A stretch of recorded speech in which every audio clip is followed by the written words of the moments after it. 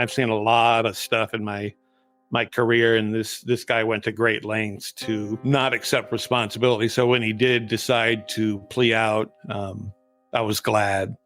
I hope when he comes up for parole that her sisters or myself or someone tells the parole board not to parole him, because he needs to stay in there, because this is kind of who he is. In 2017, former Washington State college football star Anthony McClanahan was well past his prime. Once a promising athlete, Anthony had long since watched his shot at fame slip through his fingers. But the dream didn't die. It metastasized. He fancied himself a celebrity fitness influencer in the style of Billy Blanks. He also wanted to become a philanthropic hero, promoting himself on social media as helping the homeless and providing disaster relief to hurricane victims. Anything he could do to put the spotlight back on him. But it wasn't just him. He wanted to take his 8-year-old son along for the ride as well. Ignoring a custody agreement with the child's mother, Anthony kidnapped the boy and dragged him into a whirlwind of auditions and TV shoots, all in the hope of resurrecting his own faded star. But what began as a father's misguided attempt to relive his youth through his son spiraled into a nightmare of psychological decay, one that would ultimately lead to cold-blooded murder. Join me now as we dive into the tragic murder of Carrie McClanahan, a young mother of 2 on the cusp of leaving an abusive relationship. You'll hear how one man's desire for fame and fortune led to his arrest on the set of a children's Disney TV show, and how an unexpected phone call 3 weeks later became a catalyst for murder. Anyone who's worked in education has dealt with almost every type of parent during their career. There's the overly strict tiger parents and the anything-goes free-range parents. Helicopter parents attempt to micromanage their children, while bulldozer parents remove all obstacles in their children's way. In the fall of 2017, Legend Springs Elementary School, located in Glendale, Arizona, a suburb of Phoenix, was beginning a brand new school year. That's when they first encountered 46-year-old Anthony McClanahan, father of 3rd grader Easton. Pretty quickly, the school staff realized Anthony was going to be one of those parents. Almost every single day, Anthony found something new to complain about. In mid-September, Anthony McClanahan accused the lunch monitor of bullying his son and stormed into the school office, yelling and even crying, making it sound like a horrific incident.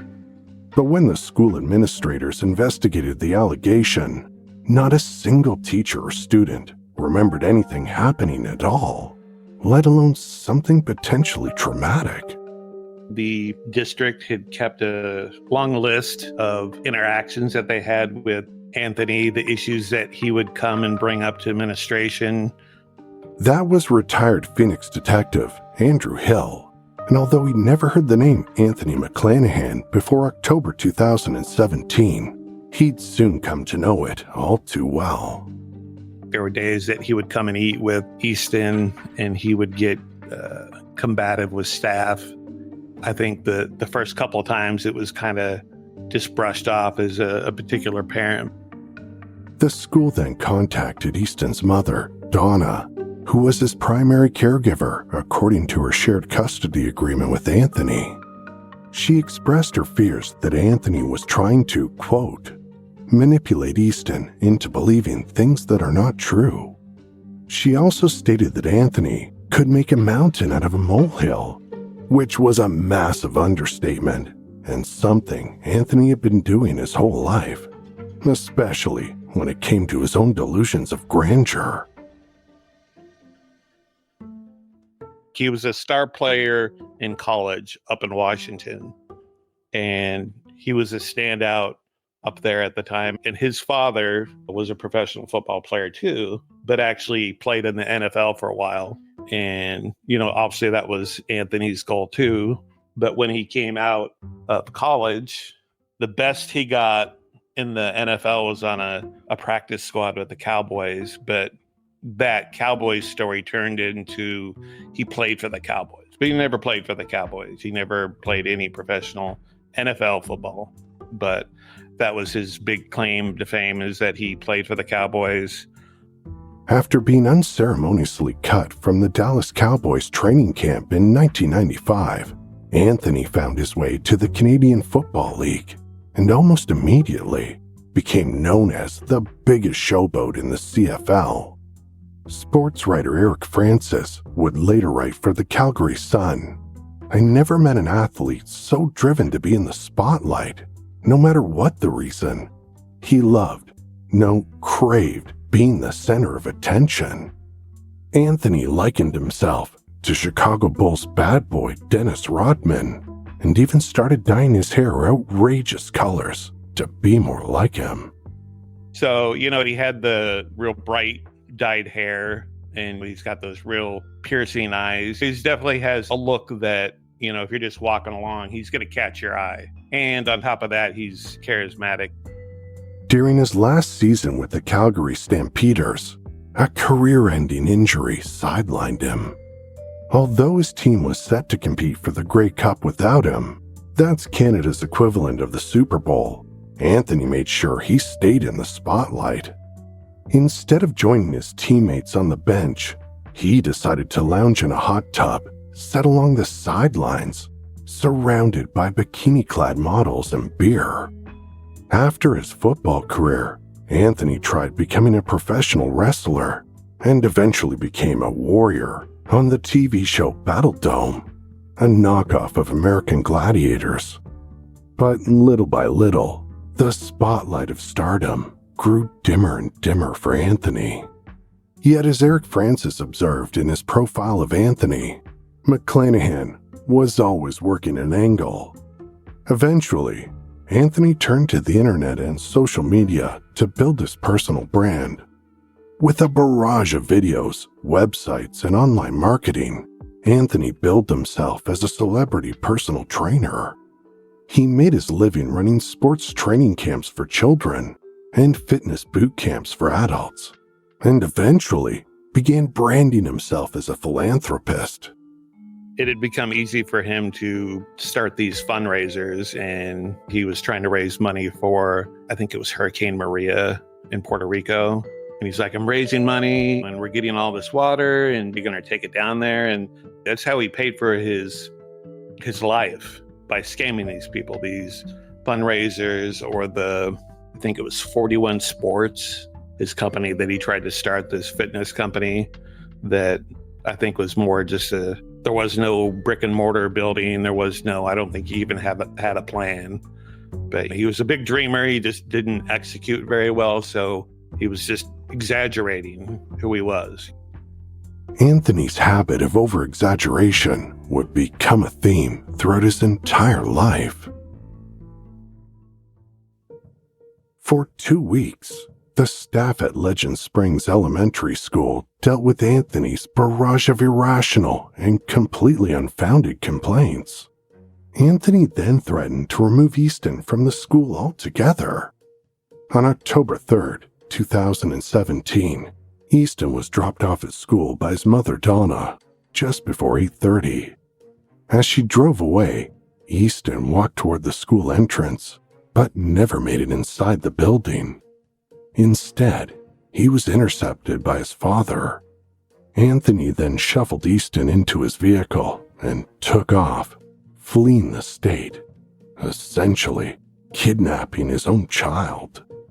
The school reported what had happened to Donna, who quickly called 911. But instead of receiving immediate help, Donna was told the situation was a matter for the family courts to decide. Frustrated by the response and fearful for her son's safety, Donna immediately retained a lawyer. Donna was fighting for Easton. She knew that there were good parts of Anthony, but he was hard to deal with. And after Easton was taken, Donna was working with Jennifer, her lawyer, to get the paperwork, like an emergency custody order. While Donna's lawyer worked to get an emergency custody order, she wasted no time attempting to track down Anthony's whereabouts. Fortunately, Anthony was posting his travels with Easton all over social media. He really, kind of gave you a roadmap of what he was doing. Hey, we're going to be extras on a Disney show. We're going here. We're going to Las Vegas. And, she was getting information about where he was. Charity work was also a major theme of the videos Anthony posted on his Facebook. This is a new company, and so therefore, what do? We provide services, humanity for service and service for humanity across the country, not just one area, but in every area. So if you are looking for help, if you are in need of water, food, shelter meaning whatever that might mean to you, clothing, I don't care who you are and what you are, whether you're a dog, an animal, or a person, we'll provide that for you. We are the new human services organization, right there, right in front of you, taking care of the United States first, and then we're going into other countries. But Easton has selected to stop hunger, and that's what we're going to do through the Power 14. There's no reason why you should be hungry. There's no reason why anybody should go without waters.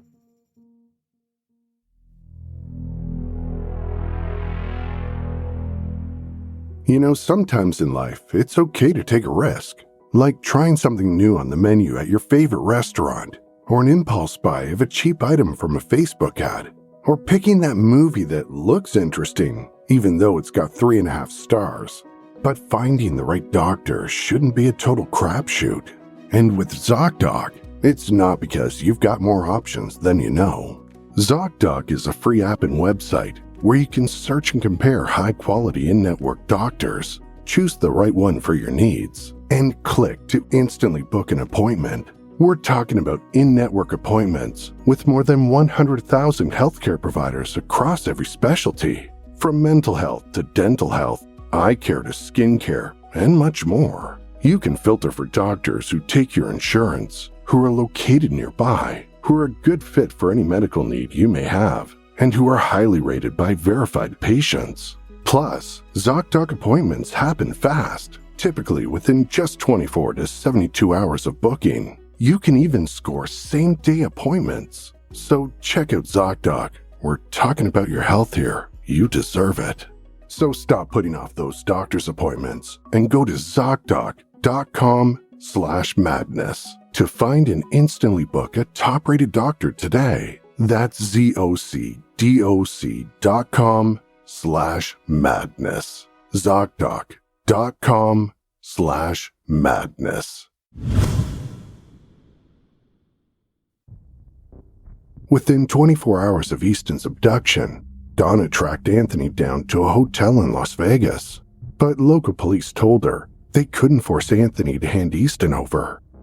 The very next day on October 5th, Donna was awarded an emergency custody order, a document police would be required to enforce. But when she went to Anthony's hotel room, he'd already left town. Over the next week, Anthony stayed on the move with Easton, bouncing from place to place.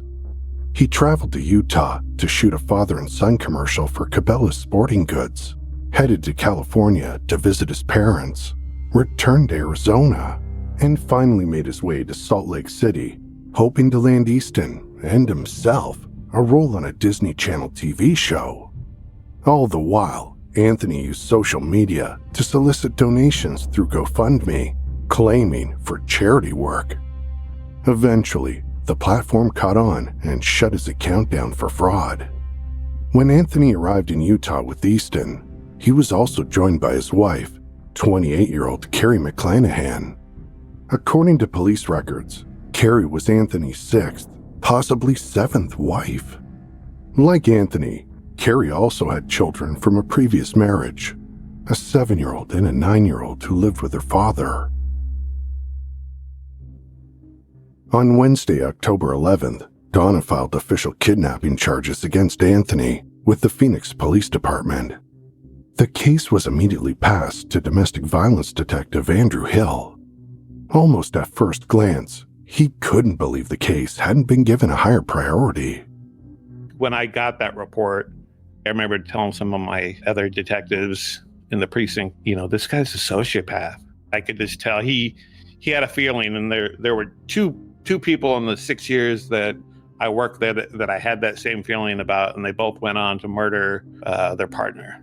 So yeah, he definitely gave me that feeling from the beginning.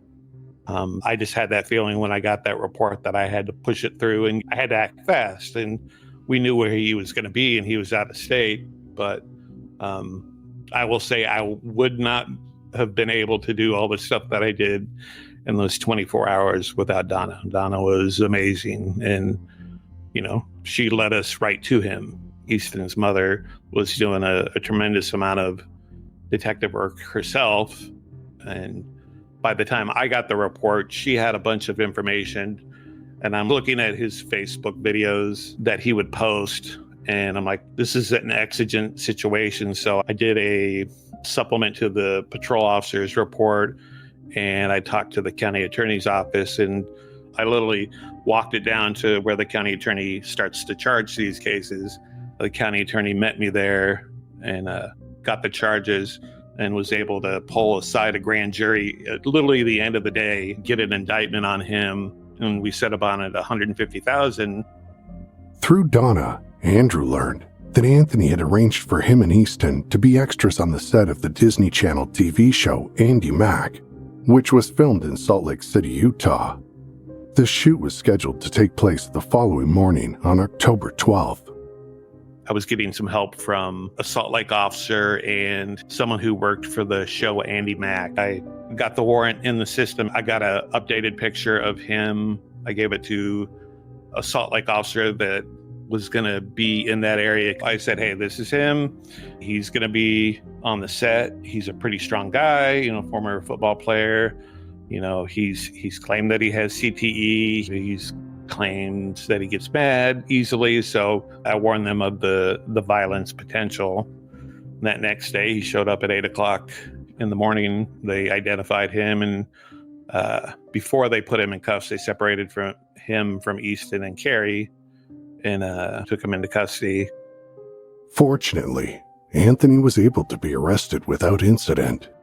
The police officers then allowed Easton to film his scene for the TV show and meet the cast of Andy Mack. When we got him off the set, Child Protective Services met him, and they talked with a family friend, and that family friend stayed with Easton until Mom could fly up there. And Mom flew up there. I think they picked him up first thing in the morning, and Mom was up there by noon. So she went up there real quick. All the interactions I had with Donna on the phone and leading up to that, she was amazing, and she is the reason her son is back. I fear if we had not found him that next day up in Salt Lake on the Andy Mack show, that he could have been in the wind. Anthony was officially charged with custodial interference, a Class 6 felony in Arizona, the lowest class of felony. But as Andrew Hill would learn a few weeks later, Anthony wouldn't stay behind bars for long. Took him and held him in some county jail. And like I said, it was a $150,000 bond. So I'm like, that's a lot. And he was fighting extradition. That takes about a month. And while we were trying to do that, his father, who I explained before, played in the NFL, obviously had some money. So he put up $15,000 and bonded him out. And this was a year into me being a detective. So, there was still stuff that I was learning. And this is what kind of changed everything for me when I would arrest somebody. So from that point on, anytime I had someone that I knew was going to flee, there was a violence potential, I made sure that I would articulate, hey, can you make a $250,000 cash only bond? And so from that point on, the rest of my career as a detective until I retired, I asked for high cash-only bonds.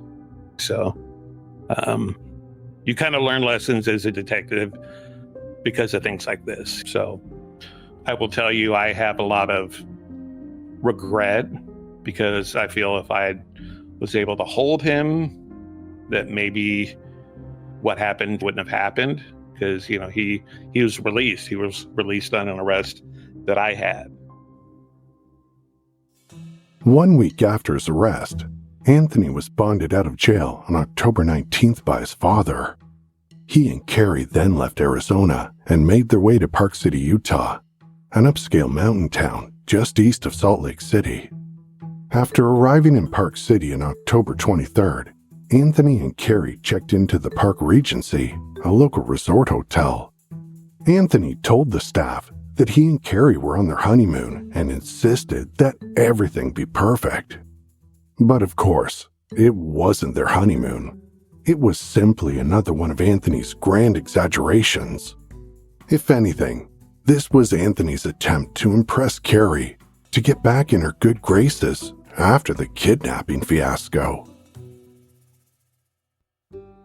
Carrie was born on December 7th, 1988, in Ferndale, Washington, a small city north of Seattle, about 25 miles from the Canadian border. Carrie became the youngest of 10 siblings. Her parents, William and Mary Goff, ran a massage therapy clinic and were known for their generosity and desire to help their community. Carrie grew up in a nurturing environment, learning the value of kindness and helping others. According to her family, Carrie was quiet and shy growing up, but around her family, she revealed a playful and rowdy side full of warmth and humor. As she got older, Carrie's unique sense of style became a hallmark for her personality, like colorful stilettos and jewelry, which she often made herself. In 2007, just 1 month after turning 18, Carrie married a man named Andrew, with whom she had 2 children. But eventually, the couple divorced, and Andrew retained custody of the children. As an adult, Carrie maintained a deep love for fitness and the great outdoors, spending countless hours running trails, snowboarding, and biking. She also worked closely with her older sister Heather by managing Heather's spa called Bella Body and Soul. Carrie started dating Anthony McClanahan in 2016, and on paper, it was easy to see why they seemed like a perfect match. Despite the 18-year age difference, they both were devoted to physical fitness, loved the outdoors, and spent considerable time hiking and climbing together.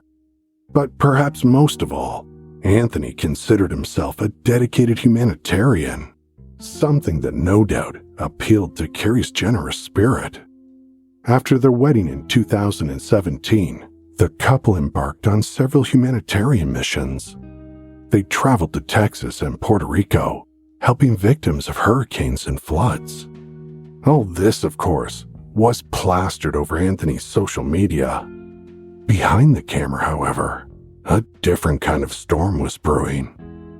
I don't know what his hold over her was, but I think, she was a young, obviously ambitious woman who probably could have done a lot of good things, and she just ends up getting stuck with this guy. According to Carrie's sister Heather, there was a history of domestic violence in the relationship. Not long after getting married, Anthony whisked Carrie away from her hometown in Washington and moved to Arizona. He then began verbally abusing Carrie and progressively isolating her from her family and friends. In September 2017, Carrie called 911. Police reports state that Carrie was, quote, concerned about her husband. According to Heather, Anthony had punched his wife in the face. In the wake of the assault, Carrie loaded up her car and immediately drove back to her hometown in Washington. Fearful of Anthony, she began planning to leave him for good and considered joining the Air Force. It was the very next week, when Carrie was still in Washington, when Anthony began his harassment campaign against Easton's elementary school. Carrie was still in Washington when he kidnapped him. The next time she saw Anthony was in Salt Lake City, just days before his arrest on the set of Andy Mack. According to Heather, she was in fear for him, but yet would still try to help him in any way she could, as they were beginning to separate their lives from one another.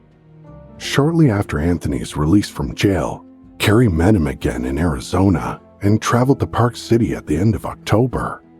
According to Heather, Carrie intended on ending her relationship with Anthony and hopefully part ways on good terms. Along with exaggerating his philanthropic work, his former football career, and his status as a celebrity fitness guru, another dubious claim Anthony routinely made was that he suffered from CTE, a degenerative brain disease found in athletes who suffer repeated head trauma. His claim post-Canadian football was that he had suffered, I want to say, like 60 concussions, which is false. It's a complete lie. There's no record of the concussions that he claimed. He's a manipulator. He used coercive control, and he blamed all, he's like, I'm sorry I did this. I'm sorry I did that. This is because of football. So I think that became his excuse for everything. But he's a sociopath. He knew what he was doing, and he was always very calculated, and he was calculated in this. On November 1st, the day before Carrie was scheduled to part ways with Anthony and move back to Washington, Anthony checked himself into the Park City Hospital. He was doing a Facebook Live saying, my head hurts. And you could see Carrie in the background. My head hurts. I feel like I want to hurt people. And, that he goes and he's talking about CTE again. And he's like, my head's just not right. And to me, that seemed like he was building up kind of a story. After leaving the hospital later that day, Anthony and Carrie returned to their hotel.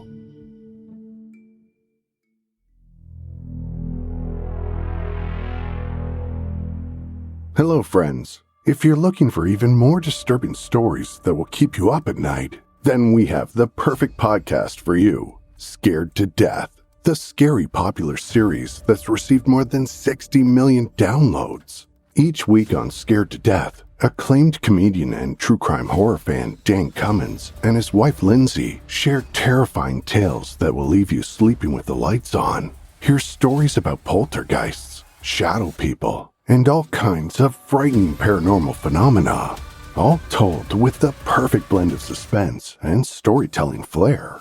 If you think you can handle horror, tune in to Scared to Death. New episodes drop every Tuesday at the stroke of midnight. But don't forget to leave a light on. At 1:30 a.m. on November 2nd, a Park City police officer was on patrol when he heard a man screaming for help. Looking toward the noise, he saw a shirtless male with dyed yellow hair crawling on the ground outside the Park Regency Hotel. As the officer approached, he could see the man's face, neck, hands, and feet had blood all over them. The man was convulsing wildly, as if he was having a seizure. At the exact time all this was happening, a female guest inside the hotel called 911. She told the operator she'd seen a bloody man army crawling through the corridors on both the second and third floors. All hallways were open air and faced a central courtyard inside the building. She described the man as having a dark complexion with bleached hair. Very quickly, the officer outside the hotel realized the man who'd flagged him down matched that same description. As the officers arrived, the man on the ground spoke in frantic short bursts. "My wife. Help my wife. Those guys got her. My wife. My baby. They got my baby." Most of what the man said was completely unintelligible. As officers attempted to get information from the man, such as his name, his wife's name, and the location of his wife, the man appeared too frantic and too emotional to answer the questions. He claimed he couldn't remember the room number or the floor. Instead, he spastically told the officers that 3 men had attacked him and his wife. He also kept referring to his baby and saying things like, "They got my baby." He also told the officers that he'd escaped by jumping off a balcony inside the hotel. Suddenly, police were faced with a very unusual challenge. They believed that a woman and possibly an infant had been kidnapped, hurt, or possibly worse, but they didn't have a name or a room number. As the man was taken to a hospital to treat his injuries, police at the scene began following the trail, a literal trail of blood. He's crawling with blood, so there's a trail to the elevator. He gets in the elevator, he pulls out the phone that's in the elevator, but he doesn't call anybody. Then he goes down to the second floor. He comes out, he's crawling, and he's like, help me. And that's when the lady calls 911, and she sees him crawling. Again, he's dripping blood. He doesn't go all the way downstairs. He crawls across these walkways in front of the rooms, and then he gets over a railing that's near a tree, and he jumps off the railing, through the tree, and onto the ground. So there's blood on the railing, blood on the tree, and then onto the ground. Officers followed the blood trail in reverse. Starting in the parking lot, they followed it inside to the hotel's courtyard, where they could see broken limbs from a pine tree scattered near its trunk. Blood on the second-story railing showed that this was where the man must have jumped from. Officers took the elevator to the second floor and noticed blood on the emergency phone located within it. Once they reached the second floor, the blood trail came to an abrupt end, leaving officers with no idea which room the victims were in. They didn't even know what floor they were on. The only thing left for them to do now was to go room to room and knock on doors, a process that took a fair amount of time. Eventually, they came to room 332 and saw that the door wasn't closed all the way, and there was also blood on the door frame. Not knowing what to expect inside, officers entered the hotel suite with their guns drawn. The living room was in complete disarray, chairs and tables flipped over, a remote control broken in half. Even the patio furniture had been completely upended. Now focusing their attention on the closed bedroom door, an officer spotted what looked like long dark hair sticking out from below the door. Inside the room was a female lying on her back with a large pool of blood beneath her. She'd been stabbed multiple times in the neck. The officers touched the victim and felt her body was still warm to the touch. They started chest compressions immediately, but eventually it became clear the woman was dead. On the floor beside her was an open survivalist-style bracelet with a built-in pocket knife. It looked to be the murder weapon. Looking through the hotel registry, detectives learned the victim was Carrie McClanahan, and the man who'd been taken to hospital was Anthony. After finding Carrie deceased, other officers frantically searched for a possible injured infant as well. To me, that's one of the more disgusting things about this is there's always this exigency, when there's a kid involved, and he's like, they had my baby, so they're thinking there's an infant up there. He's covered in blood. He's not telling them what happened. They're looking for a dead baby in the surrounding areas. They're looking in the elevator shaft, and come to find out when they do find her room, it's just her. There's no baby. Never was a baby. Even more disturbing was the realization that Anthony's refusal to give his name and room number to police was likely the difference between Carrie's death and survival. She'd been viciously stabbed in the neck multiple times, but none of her arteries had been severed. From the time officers found Anthony outside to the time they found Carrie in room 332, a total of 66 minutes had elapsed. With her body still warm to the touch when she was found, it was almost certain she died from blood loss during this time frame. Meanwhile, Anthony was undergoing treatment after being life-flighted to a hospital. Anthony dragged this all out at the hospital. When he couldn't see police, he's like, where's my wife? Where's my baby? There was no baby. He didn't have a baby. Because his whole deal is that, these ninjas came in and took his baby, maybe took Carrie. I don't know what happened. And then they attacked her. They attacked me. But when the officer who was at the hospital waiting, for him to get all his superficial cuts stitched up, he would ask him stuff and he wouldn't answer. Anthony's wounds turned out to be far less serious than first appeared. He'd been slashed several times across the neck with a knife, but the wounds were very shallow. A member of the life flight crew informed police the wounds appeared to be self-inflicted.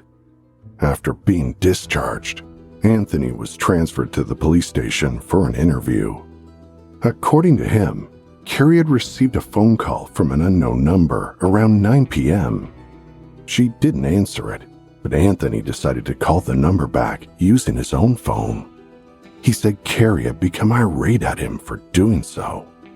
Anthony said an angry woman from Arizona was on the other end of the line. She told Anthony Carrie had been texting her husband for the past couple of weeks, and clearly she was not happy about this. But Anthony told police this hadn't bothered him. According to him, he and Carrie had an arrangement in their relationship where both of them were allowed to see other people, as long as there was no sex involved. Later that night, Anthony and Carrie turned off the lights and sat together in the bed, massaging each other's temples. And then, all of a sudden, Anthony was struck by an unseen attacker and a melee ensued. Anthony claimed that at least 3 men attacked him, leaving him so injured he couldn't even stand up. According to him, the assailants were white men in dark jackets and red eyes. But then, almost as soon as it had started, the attackers suddenly stopped and fled. This is when he discovered the extent of Carrie's injuries. Although she was still moving, breathing, and barely clinging to life. Anthony claimed he couldn't find his cell phone in the dark and didn't know how to use the hotel landline to call 911. Unable to stand, Anthony said he crawled out of the hotel room and began yelling for help. Even though detectives had their doubts about Anthony's story, they immediately set about pursuing his claims. Police in Park City reached out to Detective Andrew Hill for help. They wanted to hold Anthony on his original kidnapping warrant from Phoenix, which, despite posting bond, was still active.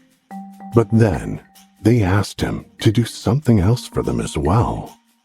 He called me because they had gotten some additional information Anthony was saying about phone calls that he was getting, and they were able to track down husband and here in Peoria. Peoria is a suburb just northwest of Phoenix.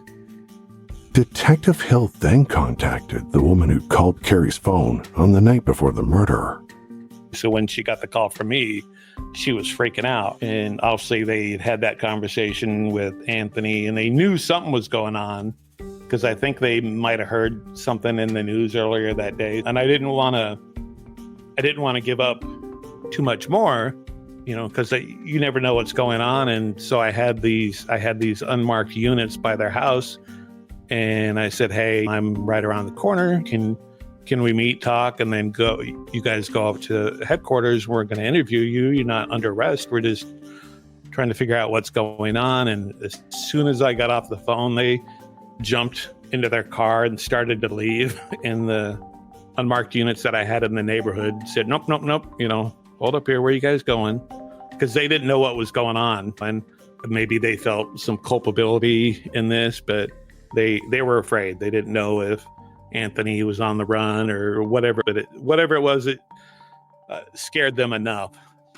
The couple was then brought in for questioning about the contact they'd had with Carrie and Anthony just hours before the murder. They were both fully cooperative.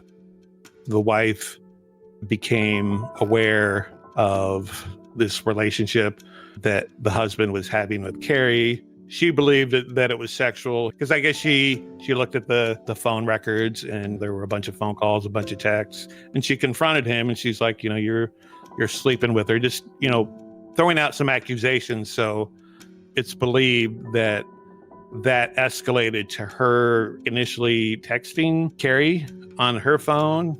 And then eventually I think they were on speakerphone, and you had Anthony talking at Carrie and the wife and the husband. And, she's telling Anthony, the wife is telling Anthony, your wife had sex with my husband. And Carrie's like, we just talked. And same thing with the husband. And it just escalated. And the detective that interviewed the wife said that it escalated on Anthony and Carrie's end, where you could tell that, this was something that happened before and that he confronted her before about these things. So it's presumed that this was the catalyst from a timeline standpoint to when she was found murdered. Shortly after this phone call is when they'd gotten in a fight. The couple's statements contradicted the ones Anthony had been making at the hospital, that Carrie's flirtatious texting relationship hadn't bothered him at all. Police soon discovered a number of other inconsistencies that contradicted Anthony's story as well. A team of officers pored over camera footage from the hotel on the night of the murders. More than 16 cameras were reviewed to see if Anthony's alleged attackers existed at all. After reviewing all the footage inside and outside the building, they didn't see a single person matching Anthony's description of the assailants. Anthony's mysterious assassins clearly never existed. The hotel's security log also showed that the last time anyone opened the room 332 with a key card was at 9:25 p.m. This would have been when Anthony returned to his room with a stack of firewood. No signs of a forced entry were discovered. The blood trail left behind by Anthony also disproved his own statements. Mostly, the claim that he was unable to stand up after the attack. A number of bloody handprints were discovered throughout the hotel that could have only been made by a person standing up. Detectives also found it impossible that Anthony wouldn't have attempted to render any sort of aid to Carrie, if in fact his version was true. After all, Anthony's whole persona was built around being a person who renders aid to people in disaster-prone areas. Yet, according to him, he didn't attempt CPR or any other kind of assistance. He did claim in his statements that he tried to call 911 from the elevator's emergency phone, but said it wasn't working. But when police examined the phone, they found it in perfect working order. With all this new information, police concluded that Anthony, and only Anthony, was responsible for Carrie's murder. They believed the couple started fighting after the confrontational phone call from the couple in Phoenix. It was a fight that likely dragged on throughout the evening and eventually climaxed in extreme violence.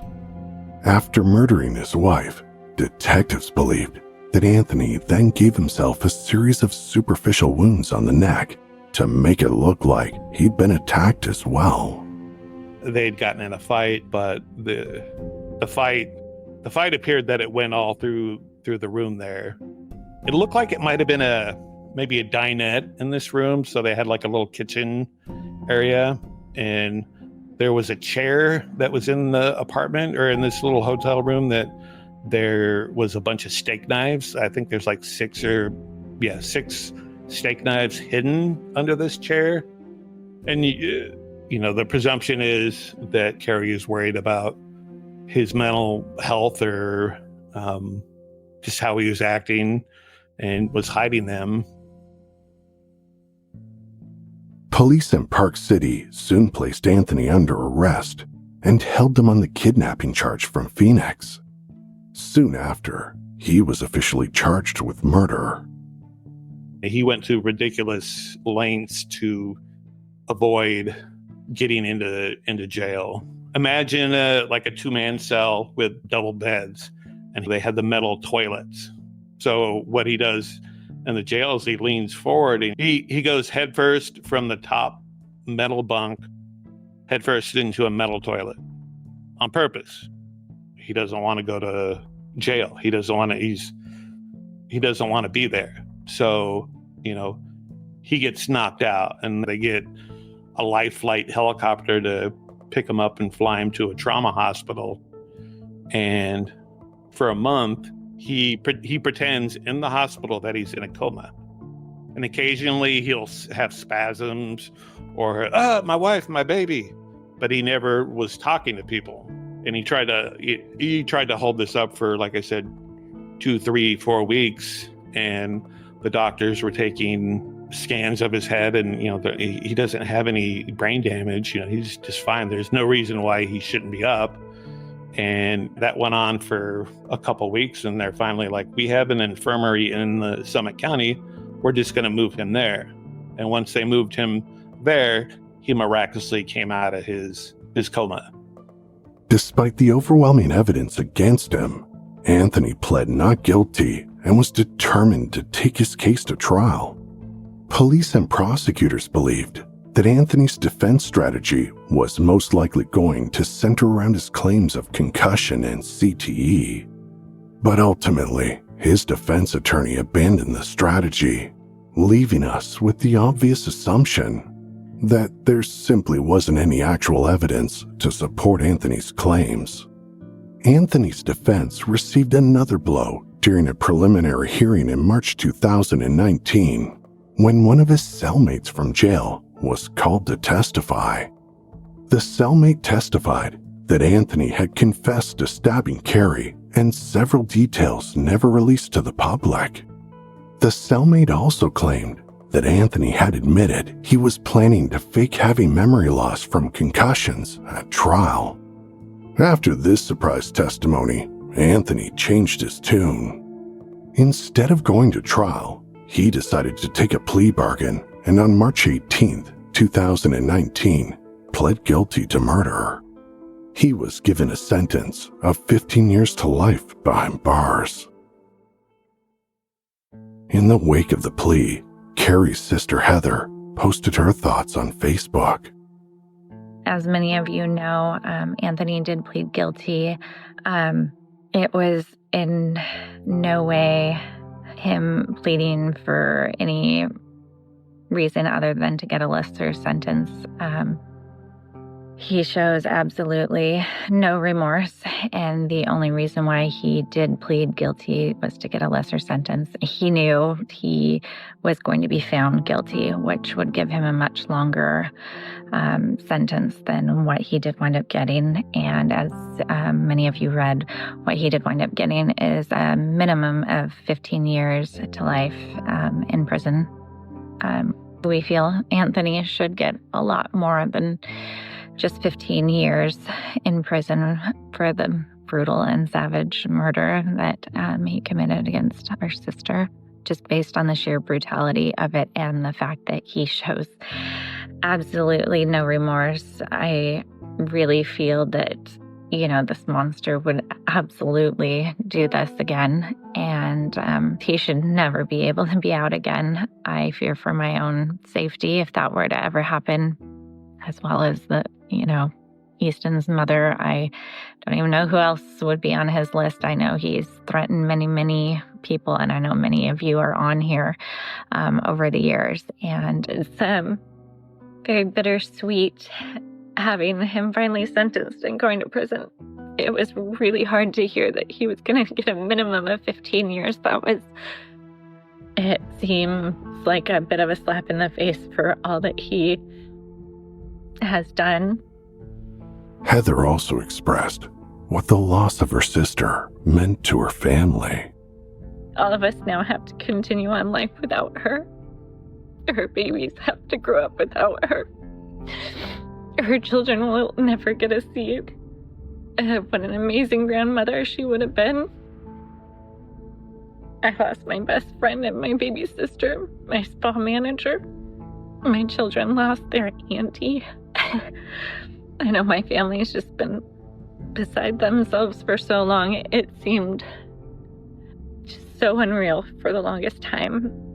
And now it's all so very real and so very raw. And some people like to say, oh, it gets easier over time. And it doesn't. It never does. You just miss them every day. And you think about them.